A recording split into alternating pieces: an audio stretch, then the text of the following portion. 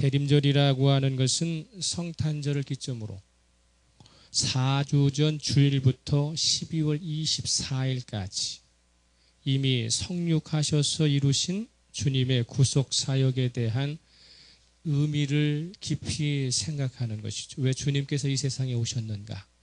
오셔서 그분이 우리를 위하여 행하신 것은 무엇인가? 이것을 생각하는 거예요. 기억하는 것이고. 그러면서 또한 미래의 종말의 그 어느 때에 이루어질 주님의 재림, 심판을 통해서 하나님의 백성을 위로하실 그 심판의 때를 학수고대하면서 주님께서 우리에게 약속하신 것을 기대하고 예상하는 절기. 그래서 양면성을 가지고 있어요. 하나는 이미 이 세상에 오셔서 우리를 위하여 구원하여 주신 예수 그리스도의 십자가의 사역을 어떻게 합니까? 기다리며 기억하는 것이죠. 그래서 그것을 기념하기 위해서. 그리고 성탄을 통해서 이 세상에서 구원하여 주셨던 그분의 그 뜻이 다시 부활하시고 승천하셔서 하늘에 오르셨다가 다시 이 세상에 심판하러 오시는 재림을 앙망하고 고대하는 것. 이것을 대림절 기간이라고 합니다. 대림이라는 단어 자체가 주님의 강림을 고대한다라는 뜻입니다. 어떤 전승에 의하면 이스라엘 백성들이 무려 4천년 동안 메시아를 대망했기 때문에 그래서 성탄전 4주를 대림절 전례로 만들었다고 하는 것입니다. 대림절이 시작되면 대체적으로 대림환 그리고 4개의 초를 만들어서 제대 주변에 설치하게 되는데 제대라고 하는 것은 이 말씀을 중심으로 한 이걸 제대라고 그래요. 그래서 이걸 제대라고 그럽니다. 그래서 말씀을 놓는 제대, 이 제대 주변에 십자가의 중심으로 말씀의 제대를 놓는 가운데 속에서 초를 이렇게 이제 대는 것이죠. 그래서 대림환이라고 하는 것은 동그랗게 화환처럼 만드는 거예요. 그래서 푸른 소나무와 전나무 같은 것으로 만들게 되고 4개의 초는 보라색, 빨간색, 노란색, 흰색 등을 사용해 가지고 점점점 어두운 것이 밝아지는 쪽으로 초를 이렇게 지향을 하게 되는 것입니다.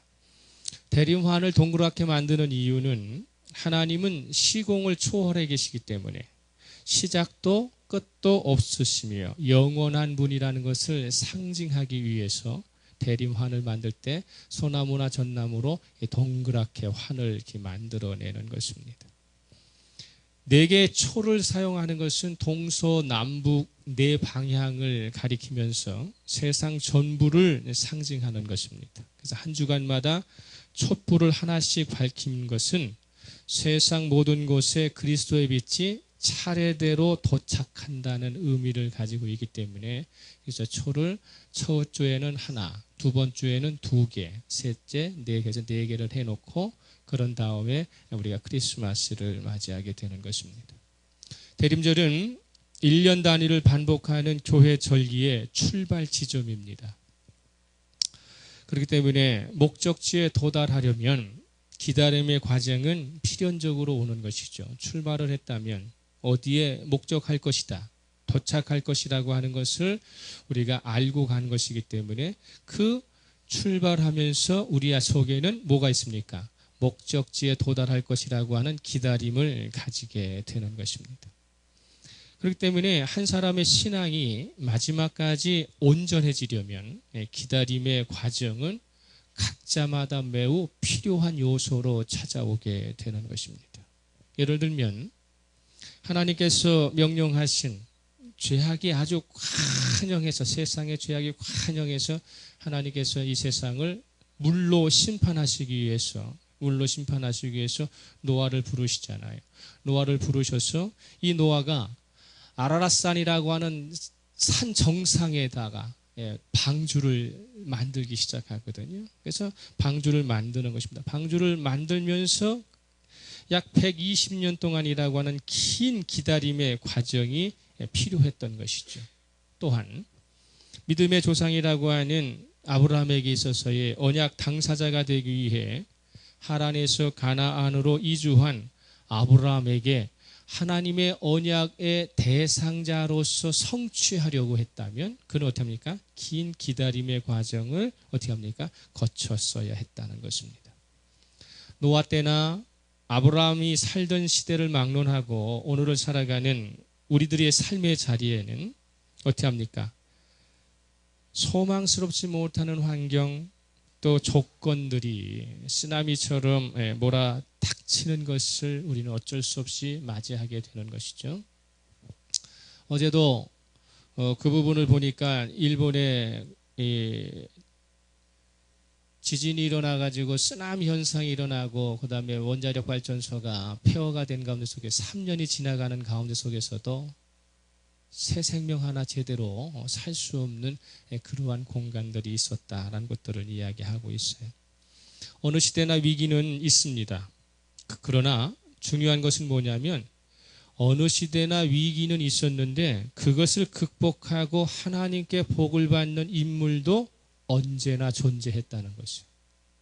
어느 시대나 환경과 처지와 조건은 쓰라린 쓰나미처럼 고통으로 밀려오지만 그 와중에서도 하나님께 복받는 사람은 반드시 존재했다고 하는 사실입니다.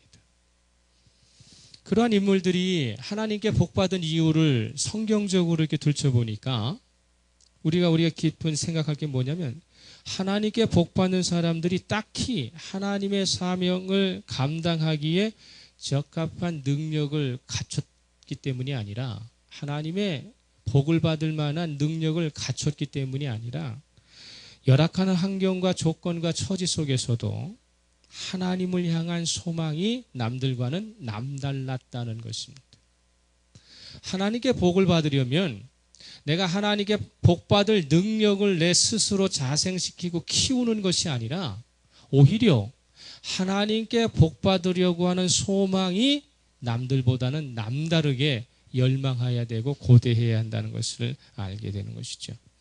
대표적으로 아브라함 같은 경우에 창세기 12장 2절에서 내가 너로 큰 민족을 이루고 내게 복을 주어 내 이름을 창대하게 하리니 너는 복이 될지라 라고 하는 주님의 복된 말씀의 제언을 받게 되죠. 제안을 받게 됩니다. 아브라함을 찾아가셔서 큰 민족을 이루어 주겠다. 내가 큰 복을 주어서 내 이름을 창대케 해주겠다. 너희는 스스로 복을 만들어내는 복의 근원이 되도록 해주겠다라고 하나님께서 아브라함을 찾아가셔서 제안을 하셔요.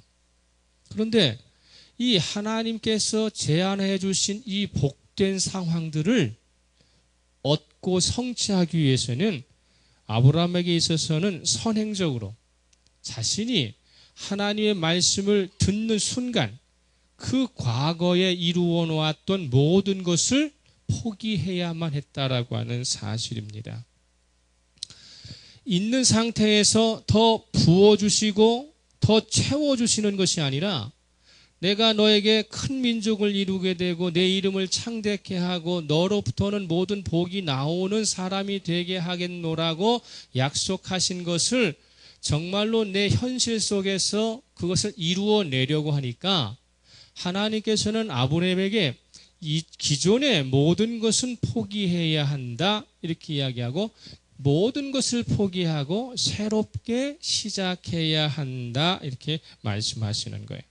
아브라함은 고향과 친척 아버지의 집을 떠나고 하나님이 보여주실 땅으로 자신의 삶의 근거지를 모두 옮겨가지 않으면 안 되었다는 사실입니다.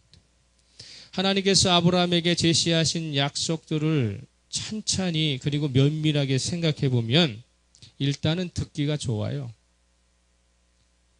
내가 너에게 큰 민족을 이루어 주겠다. 내 이름을 창대케 해주겠다. 이 창대라고 하는 말은 세상 끝까지 네 이름 모르는 사람이 없도록 해주겠다는 유명함이에요. 그리고 세상의 모든 민족의 사람들이 아브라함에게 오게 되고 아브라함 옆에 붙으면 아브라함이 받는 복을 누릴 수 있는 복의 근원이 되게 하는 거예요. 얼마나 듣기가 좋아요. 그런데 문제는 하나님이 약속하신 이것들이 짧은 시일 안에 이루어질 수 있는 것은 없다라는 사실이에요. 듣기는 좋은데 그렇게 축복해 주니까 기분은 좋은데 그것을 내 삶에서 실제적으로 성취시키려면 시간이 오래 걸리는 것들이었다는 것입니다. 현실성이 매우 부족했다는 거예요. 큰 민족을 이루는 것은요, 아버지가 아들을 낳고 또 그 아들이 아버지가 돼서 아들을 낳고 하려면은 한 세대가 40년 혹은 20년이라고 얘기하는 사람도 있고 한 세대가 대충 30년이에요. 그러면 한 사람으로부터 시작해갖고 큰 민족이 되려면 아브라함 같은 경우에는 430년이 걸렸어요. 430년. 아브라함으로부터 시작해서 이루어진 민족이 이루어지려면 430년이 걸렸는데 아브라함이 산 생애는 175살밖에 안 되거든요. 현실성이 떨어지는 얘기죠. 하나님께서 제시하신 것은 현실 상황에 금방 적용하기가 매우 어려운 막연한 기다림을 통해서 미래에 정말 성취될까 그렇지 못할까에 대하여 그냥 말해놓은 약속에 불과할 수밖에 없는 상황이에요. 확실하지도 않는 막연한 것을 얻기 위해서 당장 자신이 머물고 있는 본토와 친척 및 아버지의 집을 떠난다는 것은 지극히 모험이며 매우 어려운 선택이 아닐 수 없었다고 하는 사실입니다. 그래서 히브리서 11장 8절에서 뭐라고 말하느냐면 믿음으로 아브라함은 부르심을 받았을 때에 순종하여 장래의 유업으로 받을 땅에 나아갈세. 장래의 유업으로 받을 땅에 나아갈세. 여기서 중요해요. 갈 바를 알지 못하고 나갔으며 이렇게 되어 있어요. 갈 바를 알지 못하고 나갔다. 저와 여러분 가운데 속에 미래가 불확실한데 내 재산을 전부 바쳐야 되고 내 생명을 전부 바쳐야 하는데 내가 생명을 바치는 곳에 내가 재산을 바치는 곳에 내가 건강을 바치는 곳에 내 능력을 바치는 곳이 갈 바를 알지 못하는 곳이라면 거기다 어떻게 투자를 하겠어요? 그런데 히브리서 기자는 그것을 아브라함은 뭐라고 이야기하냐면 믿음으로 갈 바를 알지 못했지만 가게 되었다 이렇게 이야기를 한 것이죠. 그 당시 하나님께서 찾아오셔서 아브라함에게 제안하셨을 때에 아브라함은 자식이 하나도 없었어요. 오늘날 우리 시대에 자식이라고 하는 것은 매우 중요하지만 아브라함 시대의 자식은요 자기의 생명과 동일한 개념이에요. 자신의 생명을 보장받을 수 있는 것이 없었다. 전에도 제가 한번 설명을 했죠. 왜 우리가 조상제사를 지내는 이유가 뭡니까? 우리가 나를 나되게 했던 조상들이 영원해지려면 후손들이 계속 그의 이름을 부르고 제사를 지내야만 그 조상의 이름이 계속 기억되어져서 영원해질 수 있는 거예요. 그런데 자식이 없다고 하는 것은 무엇을 이야기합니까? 희망이 없다는 얘기죠. 또 그런 상태에서 삶의 근거지를 버리고 간다고 하는 것은 참으로 아브라함에게 있어서 하나님의 약속은 현실성이 떨어진, 그래서 아브라함은 무자격자 중에 무자격자일 수밖에 없었어요. 그런데도 하나님이 찾아가시는 거예요. 하나님이 찾아가셔서 자격이 있고 그리고 현실 가능한 사람에게 이 말씀을 하시는 것이 아니라 자격이 되지 않는 사람에게 찾아가셔서 이 복된 약속을 말씀을 하실 때에 아브라함 스스로가 그래 내가 하나님께서 말씀하신 것을 누릴 수 있는 자격이 있지. 그러니까 내가 이 말씀을 따라가다 보면 반드시 복받을 거야. 그러니까 본토를 떠나고 친척의 집을 떠나고 아버지의 집을 떠날 수 있어 라고 하는 것이 될 수 있지만 자기 스스로가 볼 때에 하나님의 이 약속이 나에게 성취되려면 나는 아무런 자격이 되지 않는다는 것을 알면서도 아브라함은 그대로 시행했다고 하는 것입니다. 약속하심과 성취하심 사이에 기다림이라고 하는 과정을 통과한 아브라함은 하나님에 의해 무자격자에서 가장 복받기에 적합한 사람으로 변모된다는 것입니다. 하나님의 언약을 성취하는 주체는 아브라함이 아니라 하나님이시기 때문에 가능한 거예요. 하나님이 모든 것을 가능하게 하시는 분이시기 때문에 하나님이 복 주려고 하는 주체는 이 사람이 자격이 있다 없다를 판단하지 않으시고 하나님의 사랑에 근거해서 무조건 찾아가 주셔서 제안하시는 거예요.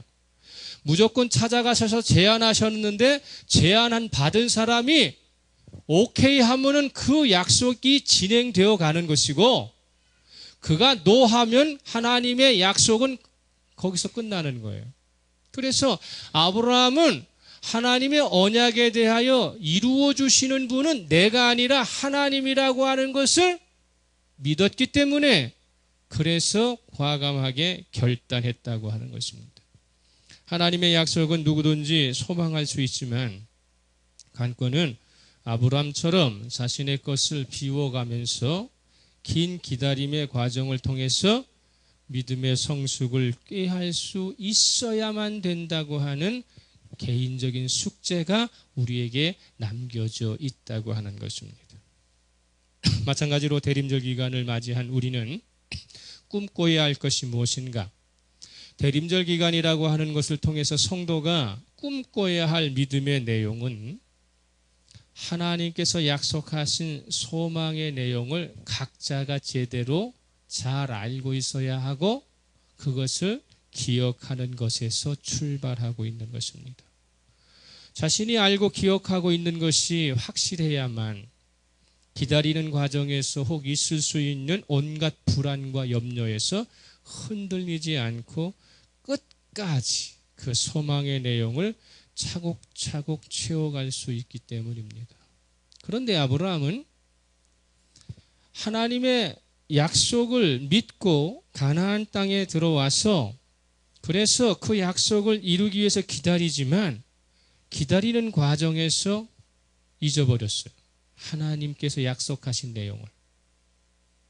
큰 민족을 이루게 해주겠다. 내 이름을 창대케 해주겠다. 너희가 복의 근원이 되게 해주겠다라고 하는 것을 잃어버리는 10년 단위로 망각을 하게 됩니다. 75세에 가나안 땅에 들어왔지만 10년이 지나니까 아무것도 이루어지는 게 없어요. 그냥 먹고 사는 것밖에는 없어요.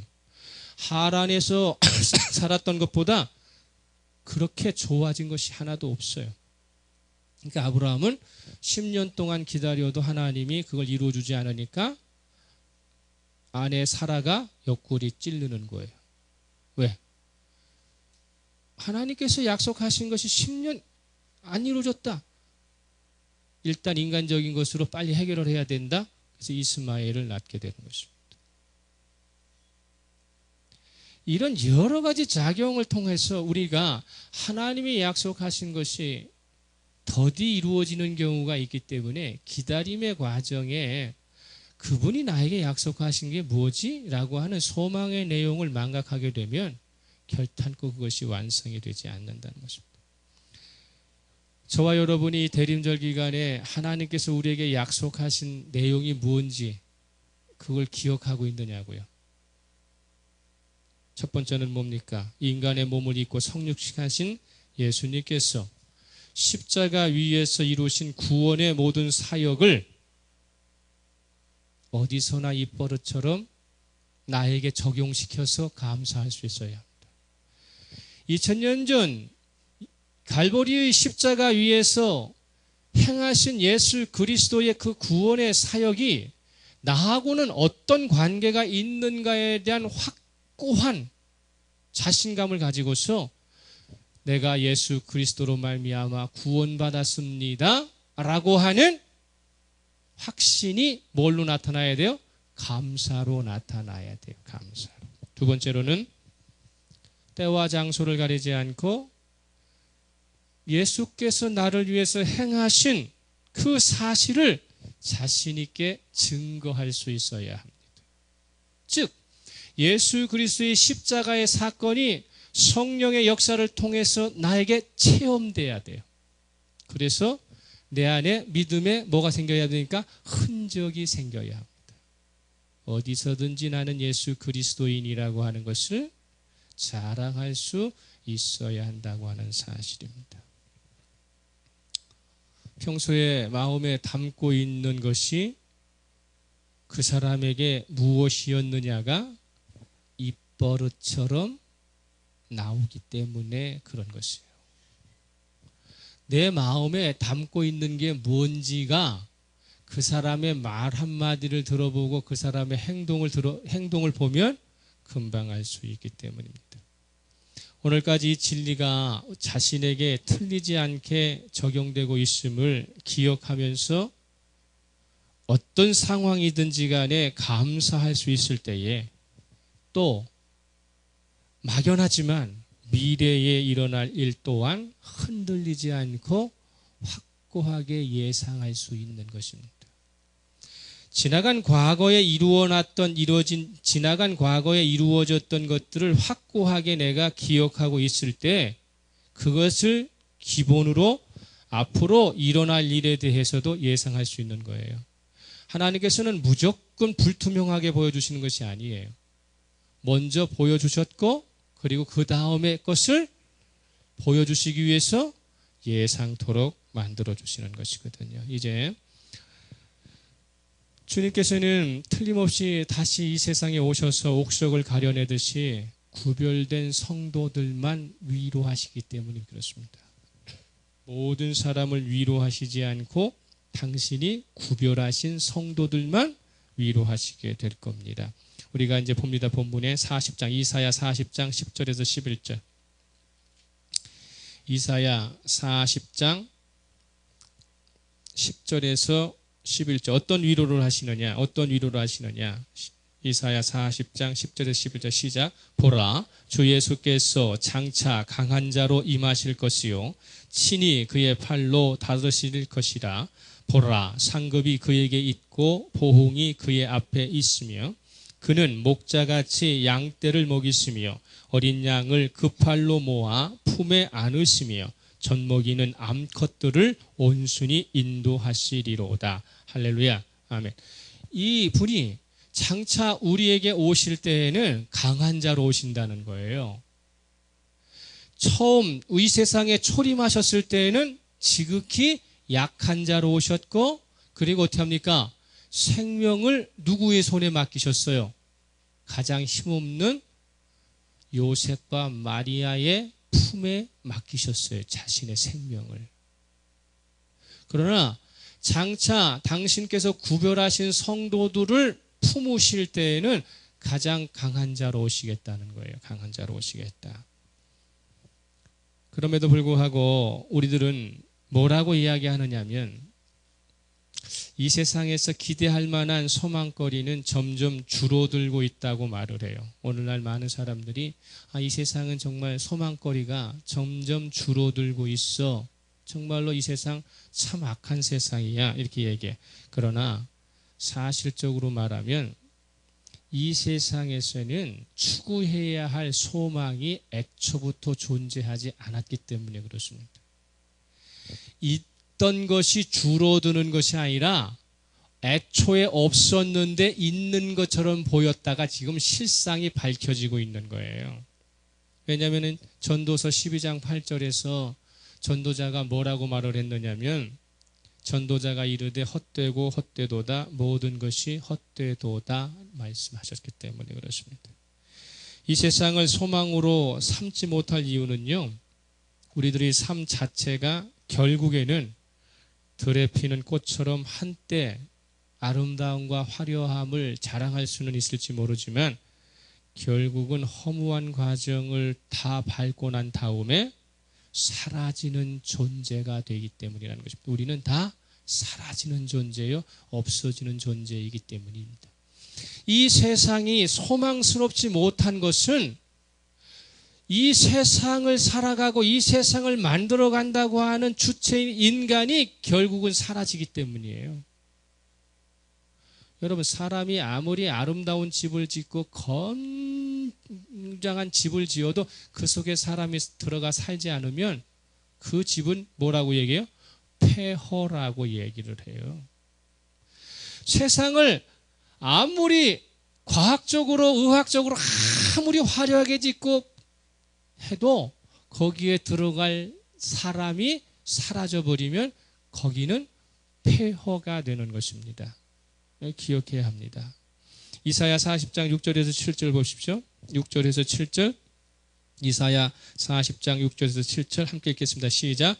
말하는 자의 소리여 이르되 외치라. 대답하되 내가 무엇이라 외치리이까 하니 이르되 모든 육체는 풀이요 그의 모든 아름다움은 들의 꽃과 같으니 풀은 마르고 꽃이 시듬은 여호와의 기운이 그 위에 붑니다. 이 백성은 실로 풀이로다. 이렇게 되어 있어요. 하나님이 계획하셨던 인간의 모습은 결국은 사라지게 하셨다는 거예요. 이 세상에 존재하는 모든 문명과 인간은 하나님이 애초의 계획에 영원토록 만들어 놓지 않으시고 유한하도록 만드시고 거기에 여호와의 기운을 불어넣으면 사라지게 되어 있다는 거예요. 그래서 비유적으로 풀과 같은 존재라고 이야기하는 것입니다. 풀과 같은 존재가 아무리 강대한 나라를 만들어내고 화려한 도시를 만들어내도 주체가 사라져버리면 죽어버리는 것입니다. 그럼에도 불구하고 대림절절기를 맞이하면서 우리가 기대해야 하고 소망의 날을 고대해야 한다라고 말씀하시는 거예요. 역설적이죠. 풀과 같이 사라져버릴 것이고 이 세상에서 없어질 존재가 그래도 기대해야 되고 기다려야 할 이유가 있다. 이렇게 말씀을 하시는 거예요. 그 이유가 뭐냐면 40장 1절에서 명령하시고 계시죠. 이건 명령조예요. 명령조. 40장 1절 읽겠습니다. 시작. 너희의 하나님이 이르시되 너희는 위로하라. 내 백성을 위로하라. 이렇게 돼 있어요. 왜냐하면 하나님께서 우리를 향한 궁극적인 계획은 파멸이 아니라 구원이고요. 죽음이 아니라 영원한 생명을 지향하고 계시기 때문입니다. 사도 바울에게 있어서의 소망은 말이죠. 죽을 육체에 영원한 생명을 덧입는 거예요. 그래서 매우 중요한 것입니다. 우리가 위로받을 수 있는 이유는 나는 죽어버리는 존재이고 사라져버리는 존재인데 그것으로 끝나는 것이 아니라 영원한 생명으로 덧입을 수 있는 껍데기가 되기 때문에 존재해야 할 가치가 있다는 거예요. 그래서 위로받는다는 거예요. 우리가 죽어버리고 나면 새롭게 거듭난다고 이야기하고 영생을 얻는다고 이야기할 때에 하늘나라 가면 우리 얼굴이 다 김태희가 되고 다 장동건이 되는 게 아니에요. 하늘나라에 가면 그대로 우리의 모습은 그대로 나타나요. 김은효 선생 얼굴은 영원히 김은효 선생 얼굴이 되는 거예요. 마찬가지예요. 이 세상에서 이 땅에서 아무리 성형을 하고 아름답게 꾸며대고 살았을지라도 천국 가면 성형전의 얼굴로 돌아가요. 그럼 천국은 왜 아름답다고 이야기하는가? 우리의 가치관이 다르고 우리의 마음이 다르고 우리 보는 눈이 다르기 때문에 그런 것이지요.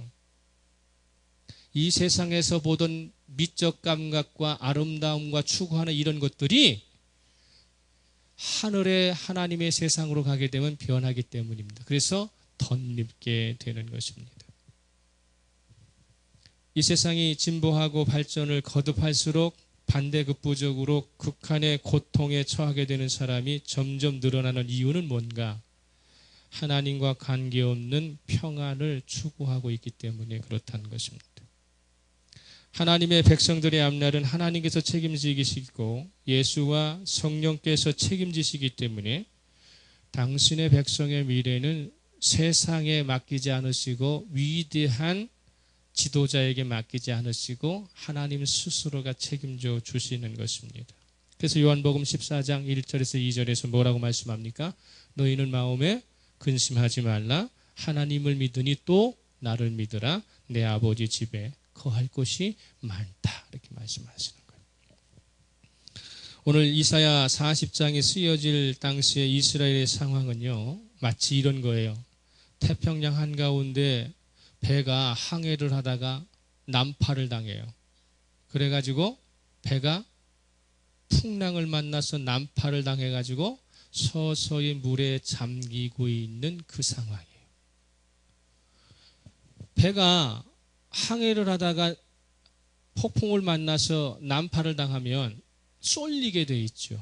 여러분 뭐 타이타닉호 같은 거 보시잖아요. 쏠리게 돼 갖고 한쪽으로 쏠리고 그 배는 급속도로 어떻게 합니까? 물에 잠그고 있는 상황을 나타내고 있어요. 한 가닥의 희망도 없이 망해가는 조국의 현실 앞에서 이스라엘 백성들은 그저 발만 동동거릴 수밖에 없는 상황입니다. 이사야 39장 6절에서 7절 봅니다. 이사야 39장 6절에서 7절. 39장 6절에서 7절 시작. 보라, 날이 이르리니 내 집에 있는 모든 소유와 내 조상들이 오늘까지 쌓아둔 것이 모두 바벨론으로 옮긴 바 되고 남을 것이 없으리라. 여호와의 말이니라. 또 내게서 태어날 자손 중에서 몇이 사로잡혀 바벨론 왕궁의 환관이 되리라 하셨나이다. 이것입니다. 남아있는 것이 없을 것이다. 너희들이 건설한 모든 것은 파괴될 것이다. 그리고 내 후손들은 어디로 갈 것이다? 강대국의 포로로 잡혀갈 것이다. 이것이 지금 이사야 40장이 쓰여지게 되는 배경이고 역사서예요. 더더욱 놀랄 일은요, 이 말씀이 선포된 시점이 이스라엘의 역대 왕 중에서 믿음이 좋다는 히스기야 왕 때라는 사실이에요. 믿음이 좋은 히스기야 왕 때의 얘기예요. 5절 보세요. 39절 5절에 이사야가 누구에게? 히스기야에게 이르되 왕은 만군의 여호와의 말씀을 들으소서. 이스라엘 역사 가운데 속에 히스기야 왕은 매우 선한 왕이었고요, 믿음이 좋은 왕이었었어요. 선한 왕 히스기야마저 무너지고 있는 자신의 조국의 운명을 치유하거나 회복시킬 수 없다면 백성들이 의지할 것은 전무한 상태가 되는 것입니다. 하루하루 더 살면 살수록 더 큰 불행을 자초할 수밖에 없는 구조 속에서 백성들은 모든 것을 체념할 수밖에 없습니다. 그런데 뜬금없이 하나님께서 너희는 위로하라, 내 백성을 위로하라고 하나님이 말씀하신다면 사람들이 얼마나 수긍을 하고 기뻐할 수 있어요.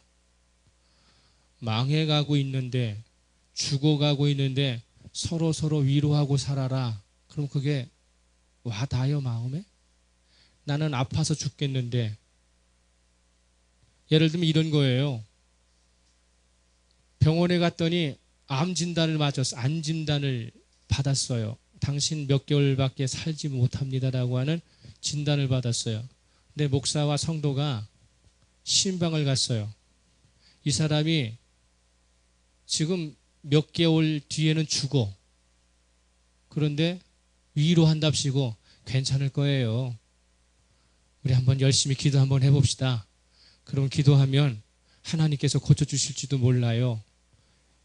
괜찮아요. 불안해하지 말고 염려하지 말고 마음의 위로를 삼고 한번 헤쳐나가 봅시다. 말은 상당히 좋은 얘기죠. 그런데 그 환자에게 실제적으로 체감됩니까? 우리는 서로가 이렇게 거짓말을 하고 산단 말이에요. 하나님께서 그 사람에게 너는 설사 암으로 죽을지 모르지만 너의 영원한 생명을 내가 책임지마. 네가 남겨놓은 남편과 아니면 아내와 자녀들은 내가 책임지마. 당당하게 암과 맞서서 최선을 다해서 치료를 받으라. 주님이 말씀하시면 그 사람은 사는 거예요. 할렐루야.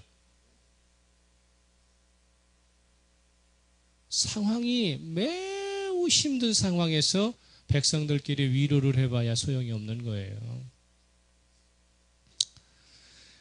그런데 미래가 불투명해지고 비관적인 이유가 이스라엘 백성들은 스스로가 알게 돼요.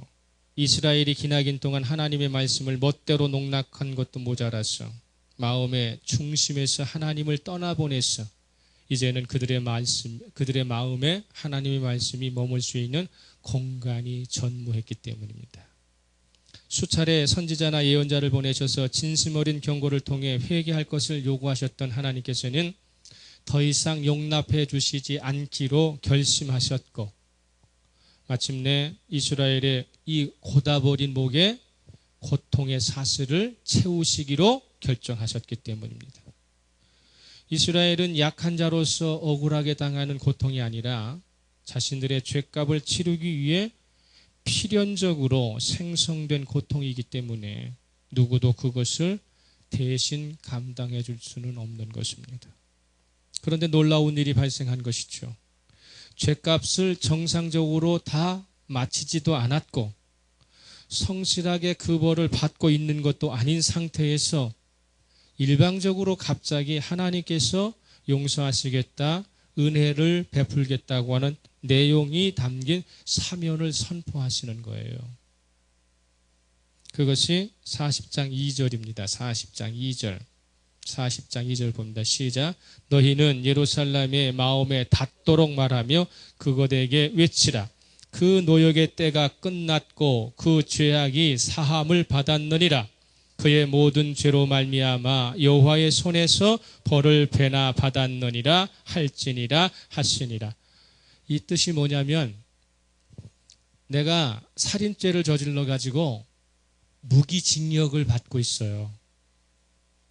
그래서 징역 생활을 하고 있는데 보통 세상의 법은 무기징역을 받게 되면 최소 20년에서 30년 사이를 복역하면 감형을 받아가지고 사면을 받아서 출소할 수 있다고 그래요. 그래서 무기징역을 받으면 살 수 있다라고 생각하기 때문에 하는 거예요. 이스라엘 백성들에게 70년이라고 하는 무기징역이 나타났죠. 그죠? 신학적으로. 그런 가운데 속에서 벌을 잘 받고 있으면 그러면 감형받아도 무슨 생각이 들어요? 그래, 내가 최선을 다했으니까, 내가 반성을 잘했으니까, 회개를 잘했으니까 용서받을 만도 해. 이렇게 되는 거예요. 그런데 벌을 받고도 벌을 제대로 수행을 못해. 얼렁뚱땅 시간만 보내고 있어. 그래서 나에게 별로 자랑할 만한 게 없어. 그런데 그 사람에게 너 벌 끝났어. 네가 지금 받은 벌은 2배의 가치가 있어 하고 석방을 하면 이 사람이 무슨 생각을 해요? 어리벙벙하지 않겠어요? 내가 잘한 것도 없는데 내가 이렇게 일찍 출소할 수 있는 이유가 없는데 라고 어리벙벙하다는 거예요. 그래서 마음에 닿도록 말해라는 거예요. 마음에 닿도록. 그 사람이 진심으로 이해하고 받아들일 수 있도록 선포해 주라. 그런 뜻입니다. 하나님께서 왜 이렇게 조치를 행하시는 이유는 뭘까요? 그건 하나님의 사랑하심이죠. 잘못한 자녀의 버릇을 고치기 위해 일단 징계의 손을 들어주셨지만 하나님의 마음이 더 아프셨기 때문입니다. 백성들의 고통당하는 것을 당신 스스로가 더 이상 참을 수 없으셔서 광야와 같이 사막같이 황폐해진 곳일지라도 하나님은 은혜의 단비를 부어주시기로 작정하셨다는 것입니다. 광야에 길을 내는 것은요, 사막의 대로를 뚫는 것은 결코 쉽지 않는 일이에요. 일반적인 도로에 길을 닦는 게 아니라 광야의 길을 닦고 사막의 길을 내는 것은 결탄코 쉽지 않는 것입니다. 하나님께서 개입하셨기 때문에 우리의 믿음이 설사 광야같이 전락되었고 사막처럼 생명력을 잃어버렸다 할지라도 하나님이 행하시는 일에는 불가능이 없기 때문에 선포하시는 것이죠. 그래서 광야와 사막에 새 생명을 움트게 하실 분, 그분이 하나님이시라고 하는 사실을 우리는 기억해야 합니다. 이사야 43장 20절 보세요. 43장 20절 시작. 장차 들짐승 곧 승냥이와 타조도 나를 존경할 것은 내가 광야의 물을 사막의 강들을 내어 내 백성 내가 택한 자에게 마시게 할 것입니다. 이게 하나님의 뜻입니다. 하나님께서 백성을 구원하시기 위해 찾아오시는 권능의 힘은 그것이 아무리 험준한 광야와 사막이 될지라도 그분의 영광을 막을 수 없다는 것이고, 오히려 인간이 뭔가를 할 수 있다고 자만하기보다는 자신의 상황에 대한 솔직한 고백을 통해서 인간적인 모든 것을 비우고 하나님께서 이루실 구원을 제대로 뭐하는 것? 준비하는 것에 있다는 것입니다.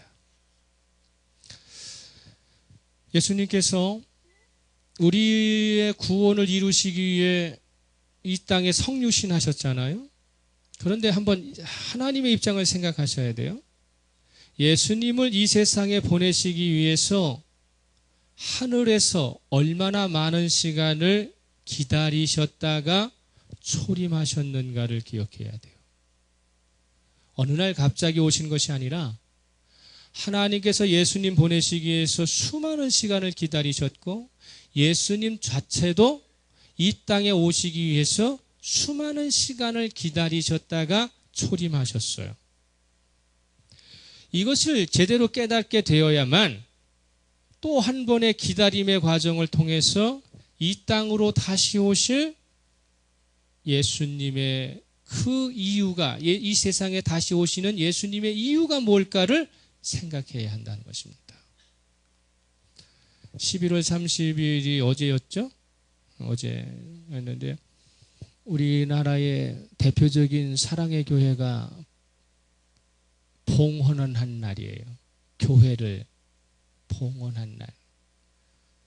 한 번에 6,500명이 함께 예배를 드릴 수 있는 예배당을 아름답게 지어가지고, 그래서 어제 봉헌을 했답니다. 전철 지하철이 그 교회까지 연결될 수 있는 통로를 만들어 가지고 지하철에서 내리면 사랑의 교회를 쉽게, 그렇게 예를 들어서 백화점 타러 갔듯이 어디 갔듯이 이게 에스컬레이터를 타고 이렇게 갈 수 있도록, 그래서 이 전철역에서 사랑의 교회까지 편하게 올 수 있도록 수평적 에스컬레이터를 이렇게 만들어 놨다 그러네. 네? 그래갖고 그냥 입기만 하면 추측 하고 하다가 딱 도착하면, 그러면 편안한 의자, 화려한 무대, 그리고 수천 명의 사람들이 수백 명의 오케스트라를 통해서 예배를 드리는, 장엄한 예배를 드리는 그러한 정말 이 시대에 큰 교회를 건축을 하고, 그런 가운데서 어제 봉헌을 했다고 그래요. 어떤 기자가 그 예배, 개회 예배를 취재하기 위해서 갔는데 폐차를 주더라는 거예요. 사랑의 교회의 직원들이 평소에 당신 사랑의 교회 건축을 할 때 긍정적으로 기사를 쓴 사람한테는 패스, 이 사랑의 교회의 문제점을 제기했던 기자들은 못 들어가도록 막았다는 거예요. 자기는 못 들어갔다는 거예요. 그래서 물어봤다는 거예요. 아니, 교회에서 드리는 예배를 왜 사람 가려가면서 들여보내느냐고. 그 부분들의 이야기를 하는 거예요. 잘 들으세요. 저와 여러분들이 꿈꾸는 예배가 그런 예배죠. 수천 명이 함께 장엄한 오케스트라를 통해서 무대에 화려한 장식을 해놓고 그리고 뭐 스페셜한 연주를 통해서 그래서 1시간 20분 동안 잘 짜여진 가운데 속에서의 그 예배 속에서 느껴지는 감흥, 거기에서 오는 영감, 거기에서 오는 어떤 그런 주어지는 공급되어지는 것들, 그걸 통해서 하나님을 만나려고 하는 그런 작용들이 있을지도 몰라요. 저는 오늘 반주자가 안 온 것을 매우 감사하게 생각해요. 어떨 때는 반주 없이 예배를 드리니까 음악을 모르는 목사가 선창을 할 때 잘못 잡으니까 음이 그냥 두쭉날쭉 뭐 쩍쩍쩍쩍 하게 되고 말이죠. 지금부터 잘 들으세요. 대림절이라는 게 무언가? 대림절 저기를 통해 우리에게 전해지는 메시지는요, 비움과 준비를 어떻게 해야 할 것인가를 가르치는 데 목적이 있어요. 믿음의 성숙은 세상 것을 많이 채우는 데 있지 않고 오히려 꾸준히 비움을 통해 역설적으로 하늘나라의 것을 채우는 데에 있습니다. 다시 말씀드려요. 믿음의 성숙은 세상 것을 많이 채우는 데 있지 않고 오히려 꾸준히 비움을 통해 하늘의 것을 채워가는 역설적인 기다림의 과정입니다. 육체가 아무리 좋은 음식을 먹으며 편안한 삶을 살지라도 배설의 비움을 실천하지 못하면 사람은 죽는 거예요. 성도로서 마지막 순간까지 웃으려면 그 사람에게 채워져 있는 것이 무엇이고 그 사람이 무엇을 준비했는가를 분명히 깨닫고 주님 앞에 설 준비를 해야 합니다. 하늘의 영광된 속성을 모두 비우시기 위해 주님께서는 이 땅에 아기의 몸을 입고 오셨어요. 그분이 처음 누우신 곳은 부유한 가정의 요람이 아니라 베들레헴의 가난한 가정의 말구유에 오셨다는 충격적인 낮아지심에서 예수님의 삶은 그렇게 시작되었습니다. 단언적으로 예수님께서 이 세상에 구원주로 오시기 위해 취하신 방법에서 신앙의 근본을 찾아야만 합니다. 머리로 생각하는 것과 삶으로 적용하는 것은 하늘과 땅 사이처럼 간격이 큽니다. 어떤 설교집에 이런 예화가 나와 있습니다. 사람들에게 도화지를 한 장 이렇게 주고 네가 들어가서 살고 싶은 집을 그리라고 하면 도화지에다 집을 그리라고 네가 들어가 살고 싶은 집을 그리라고 하면 제일 먼저 그리는 게 어떤 거예요? 우리가 도화지에다가 집을 그리면 제일 먼저 뭐부터 그려요? 지붕부터 그려요. 지붕부터 그리고 기둥 세우고, 그죠? 창문 내고 출입문 내고 그리고 나서 집을 화려하게, 그리고 주변에 나무도 그려놓고 막 그래요. 잘 들으십시오. 여러분이 진짜 들어갈 집을 짓는다고 생각하면 지붕부터 세울 사람이 어디 있어요? 집을 건축하는데 지붕부터 세우는 사람이 있어요? 집을 지으려면 뭐부터 파야 돼요? 땅부터 파야 되고 기초부터 세워야 돼요. 땅부터 세우고 기초 세운 다음에 기둥 세우고 벽 치고 창문 내고 문 내고 그리고 제일 마지막에 하는 게 뭐예요? 지붕 세우는 거예요. 여러분과 제가 생각하는 믿음이라고 하는 것을 상상할 때마다 우리는 도화지에다가 그림 그리듯이 먼저 지붕부터 세우고 그런 다음에 기둥 세우고 뭐 세워놓는다고요. 하나님은 이 세상에 우리를 구원하시기 위해서 오실 때에 절대로 수만 명, 수천 명이 모이는 그곳에 오시지 않으시고 두세 명이 살 수밖에 없는 그렇게 가난한 말 구유 속에서 그분이 태어나신 말씀 가운데 속에 제일 먼저 주님 오셨다고 하는 것을 가르쳐 준 것은 빈들의 목자를 찾아가셔서 두세 명에게 당신이 이 세상에 오신 것을 전하셨을 뿐이라는 사실을 기억해야 합니다. 그런데 하나님을 믿고 예수 그리스도를 신앙한다는 것은 우리가 머리로 생각하는 순서대로가 아니에요. 세상 것을 채우려는 데에 신앙의 목적이 있지 않아요. 그럼에도 불구하고 우리는 신앙을 통해서 세상의 것을 채우려는 데 목적을 두고 있기 때문에 자기는 그렇게 살고 있지 않으면서 자꾸 머리로는 상상을 하고 있단 말이에요. 신앙은 상상으로 사는 것이 아니라 몸으로 사는 것입니다. 할렐루야. 주님이 만약에 이 세상을 그렇게 구원하시기 위해서 오셨다면 우리가 흔히 얘기했던 것은 천군 만마를 끌고 오셔야죠.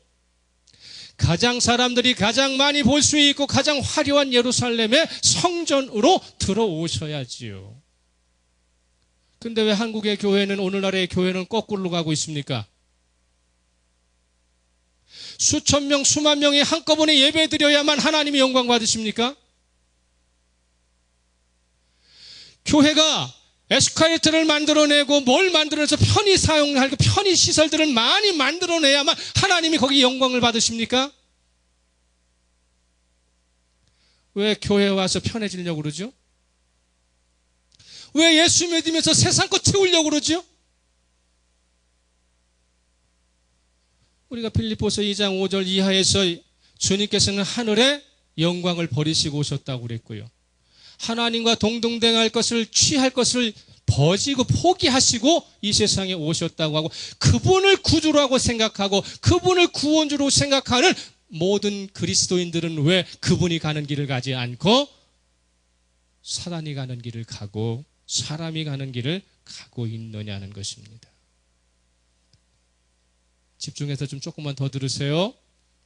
항복이라는 단어와 행복이라고 하는 단어는요, 획 하나의 차이예요. 주님께서는 이 세상에서 우리를 행복하게 만들기 위해서 오신 것이 아니라 주님께서는 우리에게 이 세상에서 주님 앞에 항복하라고 이 세상에 오신 거예요. 믿으시기 바랍니다. 날마다 주님 앞에 항복하고 살아야 할 사람들이 주님 앞에서 행복하게 해달라고 요구하고 있으니까 교회는 점점점 세상으로부터 멀어지는 것입니다. 신앙은 점점점 세속화되어 가는 것입니다. 우주나 유호가 지금 똥오줌을 못 가리면은 그냥 이해가 되는 것이고 이쁜 거예요. 에? 옛날에 와이프가 저한테 그러더라고요. 우주가 똥 싸고 유호가 똥 싸면 애똥이 뭐가 그렇게 더럽냐고. 응? 냄새도 향긋하대. 똥 냄새가 향긋할 수가 있어요?